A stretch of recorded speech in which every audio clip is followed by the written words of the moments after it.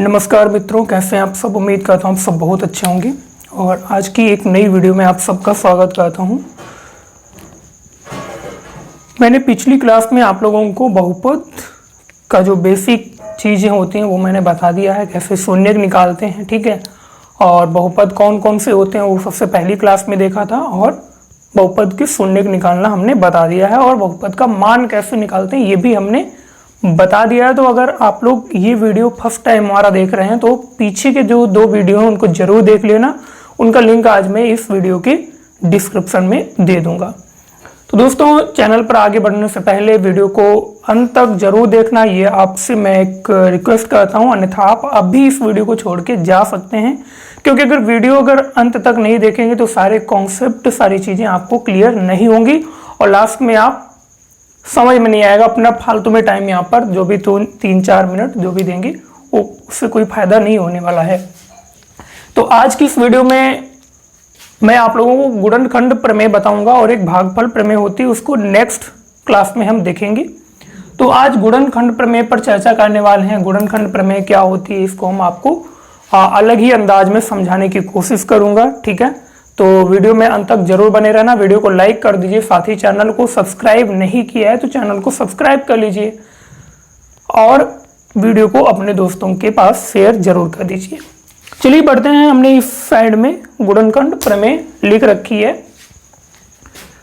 गुणनखंड प्रमेय क्या है, यही बस इतनी ही जो है यही गुणनखंड प्रमेय है। इसी से हम आप लोगों को समझा देंगे और पूरा क्लियर हो जाएगा। देखिए इसमें कह रहा है यदि px क्या है, px ध्यान से समझना, यदि px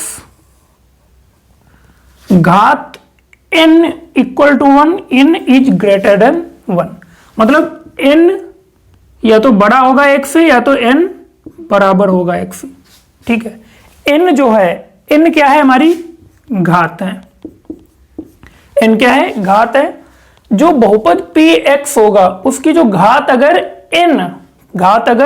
एक से बड़ी है या एक के बराबर है, ऐसा बहुपद होता है। जो px कैसा बहुपद हो, या तो उसकी घात एक से बड़ी हो या तो एक के बराबर हो, ऐसा बहुपद है। और a कोई वास्तविक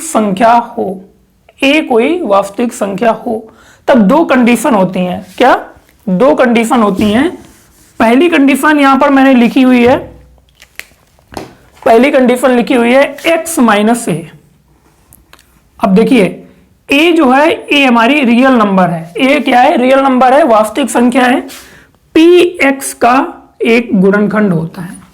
x माइनस ए px का एक गुणनखंड होता है यदि pa बराबर 0। यदि pa बराबर 0 हो जाता है तो x माइनस ए जो है वो बहुपद px का एक गुणनखंड होता है।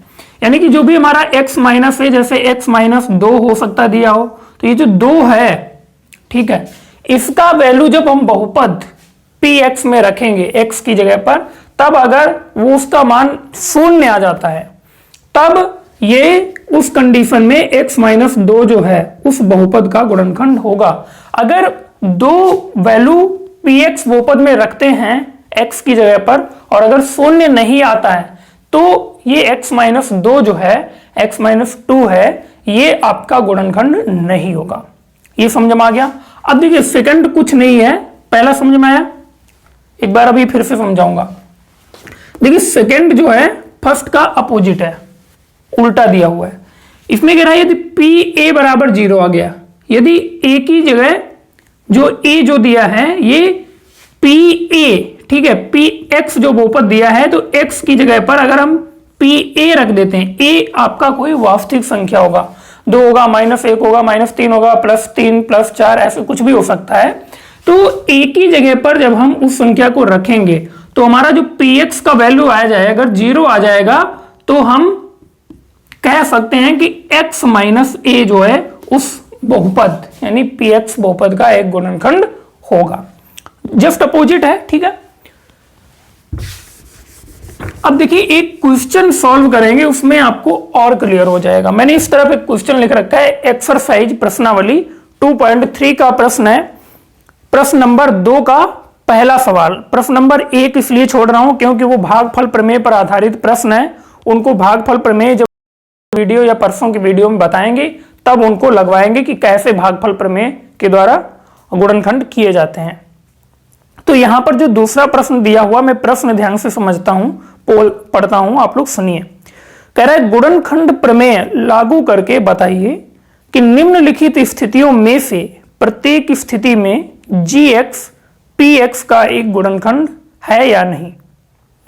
गुणनखंड प्रमेय लागू करके बताइए कि निम्नलिखित स्थितियों में से प्रत्येक स्थिति में gx px बहुपद का एक गुणनखंड है या नहीं। अब देखिए px जो है यहां पर हमें एक बहुपद दिया हुआ है, ये क्या है, ये आपका बहुपद है, ठीक है, और ये x प्लस 1 दिया हुआ है, तो ये x माइनस a है, क्या है, x माइनस a है, और ये px है, समझ में आया। अब देखिए x प्लस 1 दिया हुआ है, तो आपको मैं जानकारी के लिए बता देना चाहता हूं, माइनस माइनस क्या हो जाता है, प्लस हो जाता है, ठीक है। या फिर इसको हम देखिए, ये तो x प्लस 1 दिया हुआ है, ठीक है, हमें a का वैल्यू रखना है, क्या रखना है, a का वैल्यू। तो इसको हमें सबसे पहले क्या करना होगा, इसके बराबर में 0 करके x का वैल्यू हम निकालेंगे। ये क्या होता है, x का वैल्यू निकालेंगे, तो x प्लस 1 बराबर 0, तो x बराबर कितना आ जाएगा, माइनस 1 आ जाएगा। x बराबर कितना आ जाएगा, माइनस 1 आ जाएगा।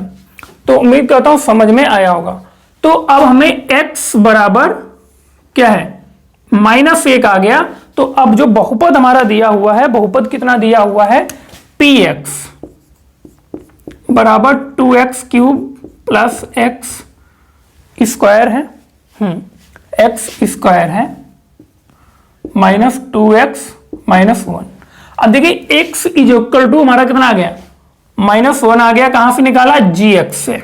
इसको क्या कहते हैं, gx। जो गुणनखंड दिया होता है उसको gx कहते हैं, ठीक है। और gx हमारा x प्लस 1 दिया होता, तो x प्लस 1 बराबर 0 किया, x बराबर माइनस 1 हमारा निकला। अब x की जगह पर हमें क्या रखना है, माइनस 1 रखना है। तो p माइनस 1, अगर ये हमारा माइनस 1 रखने पर शून्य आ जाता है, तो ये x प्लस 1 इस बहुपद का गुणनखंड होगा। अब देखिए निकालते हैं, 2 और माइनस 1 का क्यूब प्लस माइनस 1 का स्क्वायर माइनस 2 इंटू माइनस 1 और माइनस 1। अब इसको सॉल्व कर लेंगे, p minus 1 equal to minus 1 की घात कितनी है, 3 है, और 3 घात जो है ये विषम है, और इसका मतलब क्या होता है, माइनस 1 की घात 2 है, तो इसका मतलब होता है 1 जो है ये 2 बार गुणे में है, ठीक है। ऐसे ही माइनस 1 की घात कितनी है, 2 है, सॉरी माइनस 1 की घात 2 है, तो माइनस 1 गुणे माइनस 1, ये 2 बार होगा, तो 1 1 1 ही आएगा, और माइनस माइनस प्लस हो जाएगा, तो आंसर प्लस में आ जाता है घात जब सम होती है। माइनस 1 की घात 3 है, तो माइनस 1 गुणे माइनस 1 कितनी बार लिखेंगे, 3 बार, माइनस 1। अब 1 1 1 ही आएगा। लेकिन अब चिन्हों की गुणा करेंगे, minus minus plus plus minus minus, यानी जब घात सम हो तो उत्तर हमारा प्लस में आएगा, घात अगर विषम है तो उत्तर माइनस में आएगा। तो यहां पर 2 गुणे 1 की घात 3 है, माइनस 1 की घात 3 है, तो 1 ही आएगा, प्लस माइनस 1 की घात 2 है, तो प्लस 1 आएगा, ठीक है, प्लस 1 आ गया। फिर माइनस 2 और माइनस 1 की गुणा होगी, फिर कितना आ जाएगा, फिर से आपका आ जाएगा यहां पर, सॉरी ये माइनस 1 आएगा, ठीक है। फिर ये 2 1 2, माइनस माइनस प्लस हो जाएगा, और फिर माइनस 1, समझ में आया। तो ये घात विषम थी, इसलिए 1 की घात माइनस 1 की घात 3 है, तो माइनस 1 आएगा। तो बराबर p माइनस 1 बराबर कितना आएगा, 2 1 2 माइनस 2 प्लस 1, फिर प्लस 2 ये लिख लिया, फिर माइनस 1। अब देखिए 2 माइनस 2 और प्लस 2 ये दोनों कट जाएंगे, घट जाएंगे, कहने का मतलब फिर 1 में से 1 घट जाएगा, कुछ बचा, कुछ नहीं बचा, तो p माइनस 1 बराबर 0 में प्राप्त हो गया, ठीक है। तो यहां पर लिख देंगे, चूंकि p माइनस 1 बराबर 0, इसलिए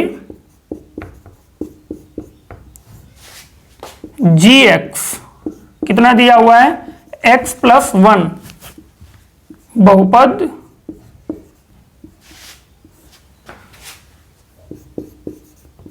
px का एक गुणनखंड है। समझ में आया? तो इसको नोट कर लीजिए, स्क्रीन पर ले लीजिए।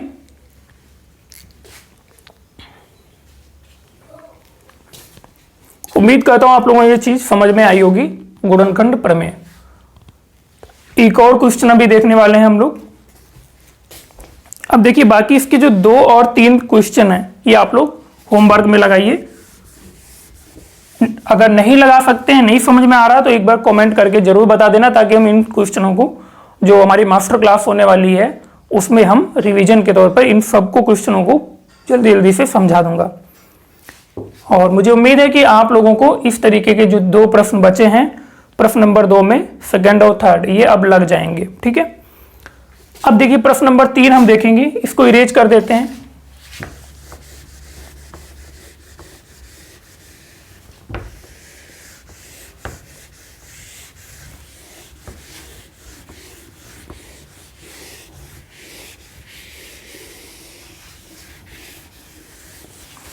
देखो प्रश्न नंबर 3 क्या कह रहा है, इसमें k का वैल्यू फाइंड करने के लिए बोल रहा है। कह रहा है k का मान ज्ञात कीजिए जबकि निम्नलिखित स्थितियों में से प्रत्येक स्थिति में x माइनस 1 px का एक गुणनखंड है। कह रहा है x माइनस 3 का फर्स्ट क्वेश्चन देखेंगे। कह रहा है x माइनस 1 जो है ये px बहुपद जो दिए हुए हैं, नीचे 4 प्रश्न दिए हैं, 4 बहुपद दिए हैं। कह रहे हैं px का एक गुणनखंड है। ओके, तो इसको कैसे सॉल्व करेंगे? कह रहा है k का वैल्यू ज्ञात कीजिए। k का क्या निकालना? वैल्यू फाइंड करना है। तो पहला प्रश्न हम यहां पर लिखते हैं। पहला जो बहुपद इसमें दिया हुआ है px is equal to x square plus x plus k plus x plus k, ये हमें दिया हुआ है बहुपद px। कह रहा है x माइनस 1 इस बहुपद का एक गुणनखंड है, तब k का मान ज्ञात कीजिए। क्या कह रहा है? x माइनस 1 जो है इस बहुपद px का एक गुणनखंड है, तो k का मान ज्ञात कीजिए। देखिए जब भी x माइनस 1 किसी भी बहुपद का गुणनखंड है तो समझ लीजिए ये जो संख्या यहां पर दी हुई है 1, तो p1 बराबर कितना आ जाएगा? 0 आएगा। तो यहां पर हमें gx कितना दिया हुआ है? x माइनस 1 बराबर 0, तो x बराबर कितना आएगा? 1। तो x की जगह जब हम 1 रखेंगे, ठीक है, यहां पर लिख दोगे चूंकि x माइनस 1